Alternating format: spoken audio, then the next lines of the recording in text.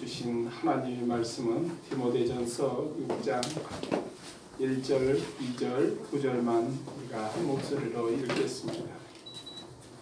신약 성경 340면에 디모데전서 6장 1절로 2절, 9절만 우리가 한 목소리로 읽겠습니다. 디모데전서 6장 신약 성경 340페이지입니다. 디모데전서 6장 1절 2절 시작. 우름 멍에 아래에 있는 종들은 자기의 상전들을 범사에 마땅히 공격할 자로 알지니 이는 하나님의 이름과 교훈으로 비방을 받지 않게 하려 함이라. 믿는 상전이 있는 자들은 그 상전의 형제라고 가볍게 여기지 말고 더 잘 섬기게 하라. 이는 유익을 받는 자들이 믿는 자요 사랑을 받는 자임이라. 너는 이것들을 가르치고 구원하라. 아멘. 사도 바울 당시에 심각한 사회 문제가 있었는데 그 문제는 어떤 거냐면 노예 제도입니다. 당시에 노예가 되는 것은 두 가지였어요. 전쟁에서 포로가 되면 노예가 됐어요.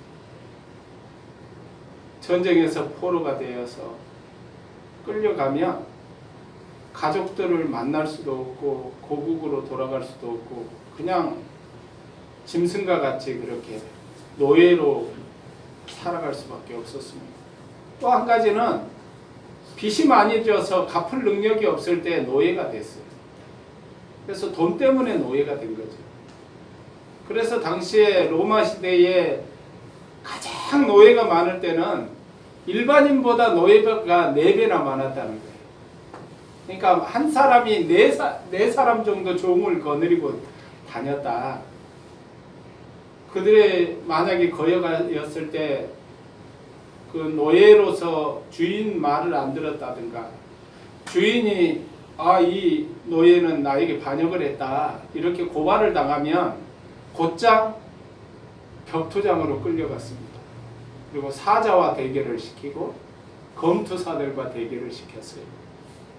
그래서 거기서 혹시 살아남으면 여러분들은 상상이 안 되지만 이 사자라는 동물은 굉장히 무서운 동물입니다. 이 사자는 굉장히 이 먹잇감이 되는 짐승의 숨통을 끊는데 주저하지 않아요. 우리는 사자 하면은 다니엘서에 나오는 다니엘을 보호하는 그런 모습을 생각할 수도 있지만 대부분의 사람들은 그 뼈가 으스러지고 철저하게 찢겨져서 사자의 먹이가 되었는데 로마 사람들은 그런 것들을 아주 리얼하게 눈에서 보는 것을 즐겨했어요. 그래서 막 음식을 먹으면서 그런 것들을 보는 거죠.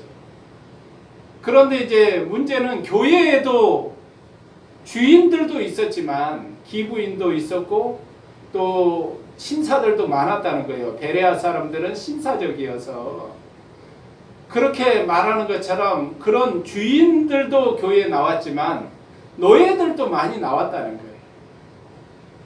노예가 주인이 교회에서 함께 섬기면 어떤 일이 벌어지겠느냐. 골로새서에는 그런 설명을 합니다. 너희가 주인에게 하는 것을 눈가림만 하지 말고 하나님께 하듯이 주님께 하듯이 해라. 이렇게 권면하는 것을 보게 돼요. 사도 바울이 조금 생각이 있으면 자유인이 되어라. 또 주인들도 노예를 다 풀어주어라. 그런 인권운동가가 되어야 될 텐데 사도 바울은 그렇지 아니하고 주인에게 대하여서 형제라고 가볍게 여기지 말라. 그렇게 설명하는 것을 보게 됩니다. 그런데 오늘날에도 이러한 일들이 있다는 거예요. 종이나 노예는 없지만 오늘날에는 CEO가 있고 또 믿는 그런 직원이 있을 수 있다는 거죠. 예전에 믿는 분이 믿는 CEO 밑에 들어가서 일을 한 적이 있었어요. 그런데 이분이 그런 얘기를 해요. 진짜 하나님께서 이곳을 인도해 주신 것 같다. 사장님도 신앙생활을 잘하고 다 직원들이 믿으니까 너무 좋다. 근데 한 일주일이 지나니까 표정이 달라지더라고요. 한 2주가 되니까 불평을 하기 시작하더라고요. 우리는 그분들을 알지 못하는데 그분은 뭐 이중인격자라고 성경은 많이 읽었다고 하는데 그냥 하는 행동은 영 담배 피우고 뭐 그냥 술 먹고 그냥 그렇다는 거예요. 뭐가 잘못됐을까요? 이 직원인 이분이 저는 잘못됐다고 생각합니다.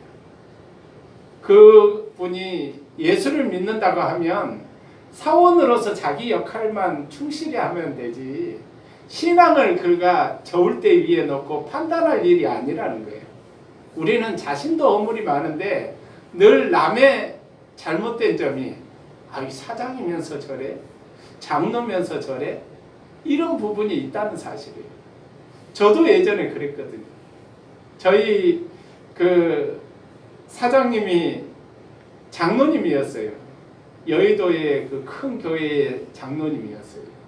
근데 어느 날 제가 아주 일이 많아서 막 굉장히 바빠지는 그 상황에서 주일날 교회를 간다고 하니까 이분이 막 버럭 화를 내더라고요. 토요일까지 일을 했는데 주일날 주일 성수하기 때문에 난 내일 못 나옵니다. 그랬더니 이분이 막 화를 내는 거예요. 너만 예수 믿냐? 나도 장로인데도 일하러 나온다. 응? 지금 상황이 어떤지는 알고 그러느냐? 그런데 제가 눈에 보기에 참 이분이 장로가 맞나? 응? 집사도 이렇게 열심히 신앙생활을 하려고 나도 바쁜 줄 알지만 그렇게 주일 성수를 하려고 하는데 그런 마음이 들었는데 지금 오늘 본문의 말씀을 보니까 그때 내 생각이 잘못됐구나. 물론 주일 성수는 하지만은 그건 타협할 수 없지만은 그렇게 뭐 그 사람의 신앙을 판단할 일은 아니라는 거예요. 내가 하지 못하는 일을 그분이 할 수 있고 그분은 장로로서 존경을 받아야 되는데 제가 그분의 신앙을 딱 그거 하나로 평가했던 그런 적이 있습니다. 이렇게 믿는 자와 믿지 않는 자가 형제, CEO가 되고 사원이 되었을 때는 이런 일이 벌어진다는 거예요. 대한민국에 아름다운 그 이야기가 있어요. 전북 금산에서 있었던 일인데 조덕삼이라는 그런 금산에서 막 이름난 부자가 있었어요. 금산 땅을 가려면 그 사람 땅을 밟지 않고는 한 걸음도 움직일 수 없는 그런 백만석 부자였어요. 그 아버지 때부터 할아버지 때부터 그렇게 부자였던 조덕삼이라는 사람이 있었어요. 근데 그분이 예수를 믿게 된 것입니다. 선교사님이 복음을 전하는데 이분이 깨어 있었던 사람 같아요. 양반이라고 막 그냥 주인이라고 이렇게 막 거대 부자라고 이것을 그렇게 바라본 것이 아니라 복받기 위해서 거기를 갔겠습니까? 그러나 영혼의 문제가 이분에게는 근심이었고 또 그 문제가 있었기 때문에 복음을 받아들이고 교회를 나갔던 거예요. 그리고 은혜를 받아서 자기 땅을 또 자기 집을 내놔서 교회 예배당으로 삼았던 그런 사람의 이야기예요. 그런데 이분이 열심히 신앙생활을 하다가 어느 날 이분이 장로 투표하는데 이분이 그 교회의 신임을 얻게 되는 그런 자리에 있었어요. 근데 공교롭게도 그 집안에 하인이었던 이자익이라는 사람이 있었는데 주인의 말고삐를 잡고 다니던 사람이었어요. 근데 이 청년이 굉장히 지혜롭고 굉장히 종이었지만은 이 청년이 굉장히 머리가 좋다는 사실을 알고는 자기가 교회 갈 때마다 데리고 간 거예요. 말고삐를 잡는 사람이었으니까 자기가 갈 때마다 교회를 데리고 간 거예요. 근데 공교롭게도 이 두 사람이 같이 장로 후보로 올라간 거예요. 투표가 시작되었습니다. 근데 사람들이 저 조덕삼 씨가 분명히 장로가 될 거야. 근데 투표하는 결과가 전혀 엉뚱하게 나타났어요. 이자익이 그 하인이었던 이자익이가 장로로 뽑히고 조덕삼 씨가 떨어진 거예요. 막 사람들이 웅성웅성하는 거죠. 큰일 났다. 이제 이 교회는 끝났다. 이 조덕삼 집사님의 집에서 예배를 드리는데 사람들이 눈치 없이 누가 다 그렇게 찍은 거야. 막 이렇게 웅성웅성 하는 거예요. 이 교회는 끝났다. 근데 그때 이 조덕삼 씨가 일어나서 이자익 장로님을 우리가 박수로 환영하고 맞읍시다. 이분이 나서서 주인인 이분이 그렇게 하는 거예요. 나이가 지긋이 드신 분이 젊은 초대 장로를 박수로 맞아들이면서 참 결정을 잘하셨다고. 내가 보기에도 이 이자익은 정말 인재고 우리 교회를 더 튼튼하게 이끌어갈 지도자라고 이렇게 얘기를 하는 거예요. 오늘 성경 말씀을 보면 바울은 어떻게 해요? 일하는 그 사원에게도 열심을 최선을 다해서 너희 주인을 섬겨라. 형제라고 가볍게 여기지 말아라 라고 얘기하지만 주인에게도 어떻게 해요? 그 종을 형제로 대우하라는 거죠. 사도 바울은 오네시모라는 사람을 그렇게 빌레몬서에 얘기하면서, 빌레몬은 사람의 이름이에요. 오네시모라는 사람은 빌레몬의 집에 하인이었는데, 종이었는데 도망을 갔어요. 당시에는 종이 도망을 가면 그것을 잡아서 사형을 시켜도 아무 말을 못하는데 이 오네시모가 딱 사도 바울이 감옥에 갇혀 있는데 오네시모가 그곳으로 오게 된 거예요. 그리고 사도 바울을 통해서 예수를 영접하게 되었습니다.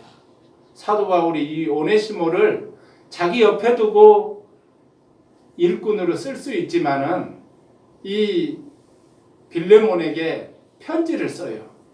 이제는 이 사람이 너희 집에서 손해를 끼치고 나왔지만은 이 사람이 그리스도 안에서 형제가 되었으니 나를 봐서 이 사람을 죽이거나 해하지 말고 형제로 좀 대우해 줬으면 좋겠다.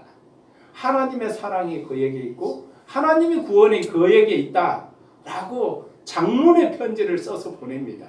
혹시 돈을 손해 받았으면 내가 물려주마.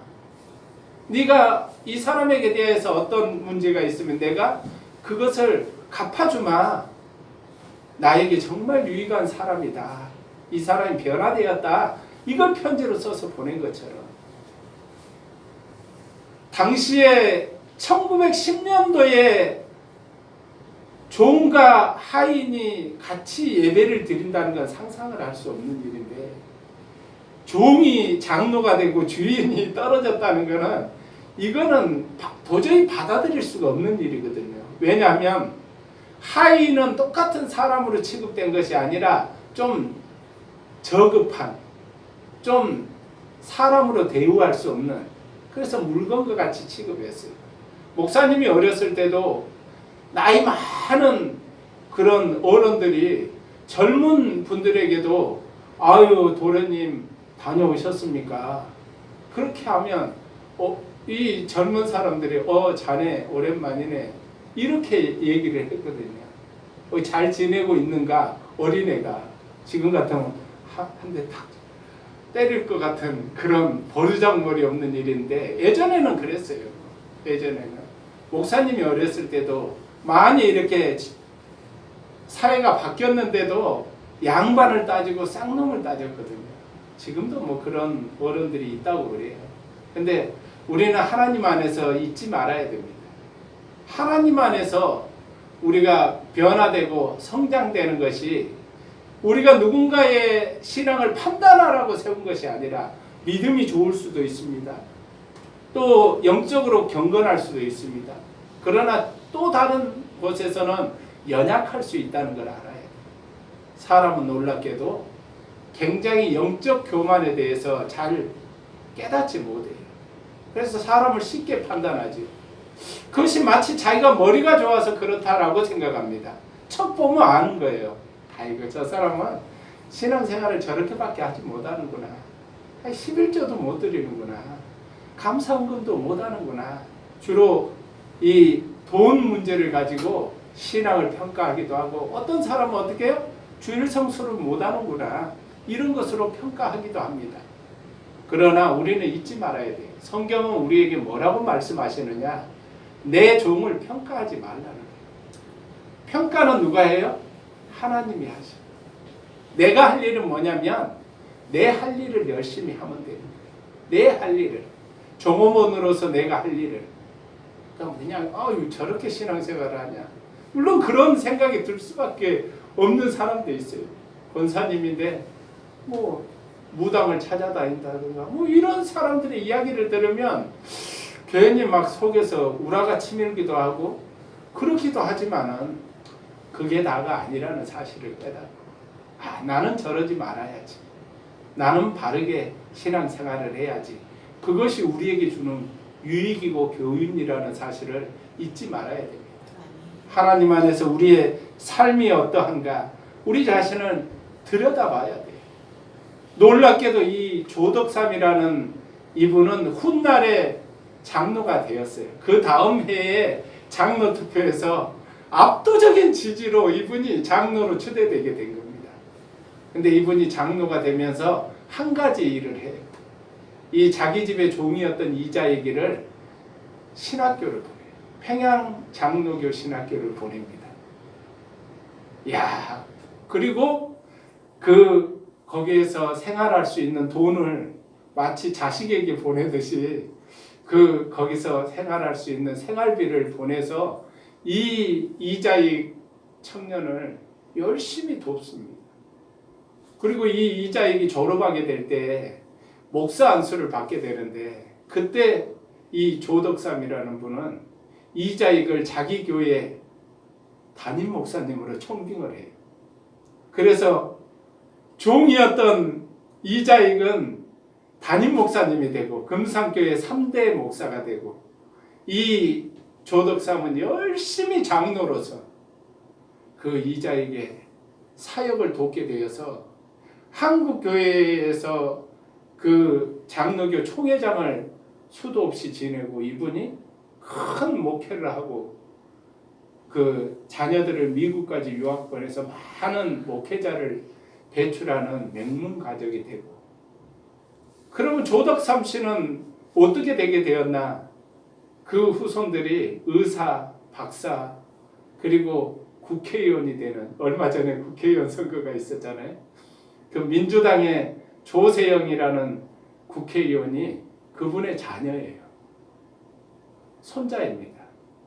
하나님께서는요, 하나님 안에서 결단하고 하나님을 위해서 사는 사람들을 절대로 거저두지 아니하신다는 거예요. 하나님의 그 놀라운 복이 어디에 있느냐? 하나님의 말씀을 우리가 보고 우리 삶을 변화시키고 바꿔나갈 때 하나님은 그 일을 이루어 가신다는 사실을 잊지 마시기 바랍니다. 오늘 사도 바울 당시에 그런 교회에서 신분의 제도가 있는 그 상태에서 종이요 노예인 사람들과 또 기부인이요 주인된 사람들에게 사도 바울은 말하기를 종들도 주인에게 최선을 다하고 그분을 높이라. 기도도 더 잘할 수도 있습니다. 말씀을 더 잘 알 수도 있습니다. 여러 가지 그분보다 신앙적으로는 더 나을 수가 있어요. 그러나 가볍게 여기지 말라는 거예요. 가볍게 여기지 말라. 죽게 하듯 하라. 우리가 이제 사회인이 되고 우리가 또 종업원이 될 수도 있습니다. 우리가 모시는 CEO가 예수를 믿는 사람이 될 수도 있어요. 나보다 신앙생활을 오래 하지 못하고 잘하지 못할 수도 있어요. 그러나 우리는 우리가 해야 될 일이 무엇이냐? 믿는 자로서 잘못하면 주를 욕되게 한다는 거예요. 믿는 자로서 그런 분들이 굉장히 많습니다. 어떤 분은 목사님 저 취직할 수 있도록 기도 좀 해주세요. 열심히 기도해. 그 연락이 오잖아요. 목사님 드디어 취직을 했습니다.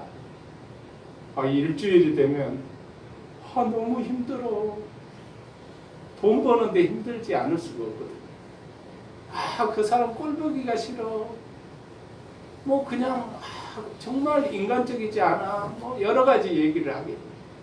그렇게 열심히 취직할 수 있도록 기도해달라고 해놓고 막상 취직이 되면 이런저런 불평이 늘어지기 시작해요.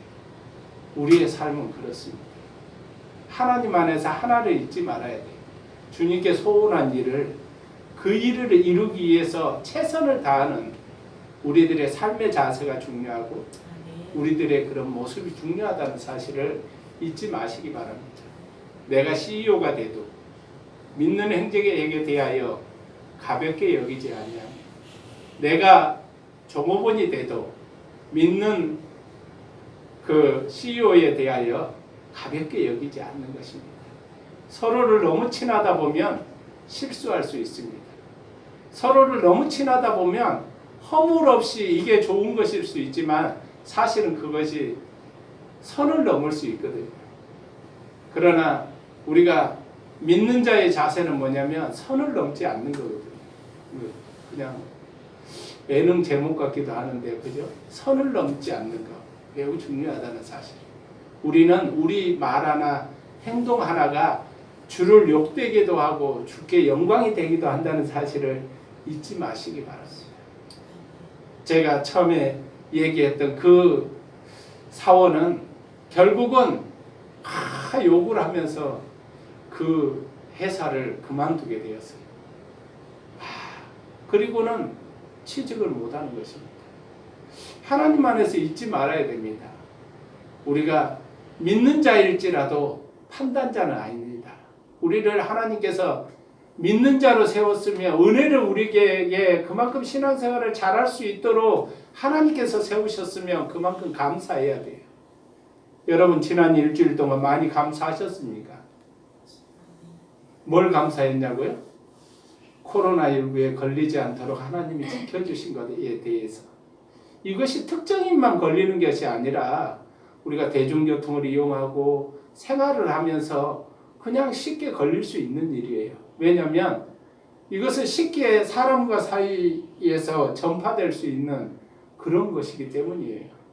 그러나 하나님께서 세계가 지금 이 코로나19로 고통하고 있는데 딱 우리 한 사람 한 사람 지키셨다는 사실에 대해서 감사해야 됩니다. 여러분 하나님께 감사하고 있습니까? 아니면 없는 것 때문에 이것도 안 해주셨어, 저것도 안 해주셨어, 이렇게 불평하고 있습니까? 감사는 우리를 새롭게 하고 불평은 마귀로 하여 신나게 한다는 사실을 잊지 마시고 주 안에서 날마다 기쁨이 넘치는 나와 여러분이 되기를 원합니다. 아멘. 기도하겠습니다. 좋으신 하나님 감사합니다. 주 안에서 우리가 믿는 형제와의 관계에서 사는 것이 어떤 삶인지 우리가 깨닫게 하옵시고 우리 할 일을 열심히 하고 내 자리에서 최선을 다하며 맡은 일에 충성하고 우리가 몸을 아끼지 않고 또한 하나님의 영광이 될 수 있다는 사실을 깨닫고 말에나 일에나 조심할 수 있는 우리 모두가 되게 하옵시며 또한 아버지 하나님 믿는 형제를 쓰고 있는 그런 형제가 있다면 하나님께서 은혜를 더하여 주시어서 그 삶 속에 사랑과 은혜가 넘치게 하여 주시옵소서. 각 가정마다 하나님의 사랑이 넘치며 아버지 하나님 도저히 이해할 수 없는 그런 우리들의 관계가 아버지 이해하며 사랑하며 용납하며 포옹하며 용서하는 우리들이 되도록 은혜 위에 은혜를 더하여 주시어서 우리의 가정이 나로 인하여 평화하며 우리들의 직장이 나로 인하여 평화하며 우리들의 삶이 나로 인하여 평화할 수 있도록 평화의 사람들이 되게 하옵소서. 우리 구주 예수 그리스도 이름으로 기도드리나이다. 아멘.